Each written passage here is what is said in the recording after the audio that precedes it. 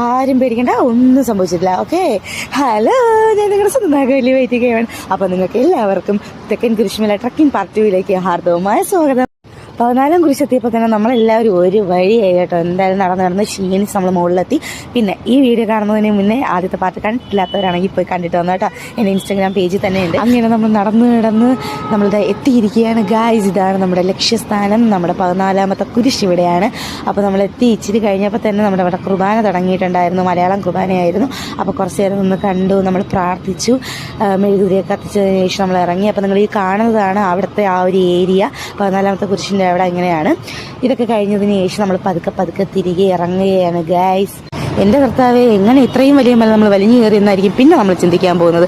കാരണം എന്ന് പറഞ്ഞാൽ അത്രയ്ക്കും പാടാണ്. തിരിച്ചിറങ്ങുന്ന വഴി നല്ല രീതിയിൽ പൊടി പിടിച്ച് കിടക്കുകയാണ്. സൂക്ഷിച്ചില്ലെന്നുണ്ടെങ്കിൽ 18ന്റെ പണി നമുക്ക് കിട്ടിയിരിക്കും. വളരെയധികം ശ്രദ്ധിച്ച് തന്നെ നമ്മൾ 3 പേരും കൂടെ താഴോട്ട് ഇറങ്ങി പോകുന്ന വഴി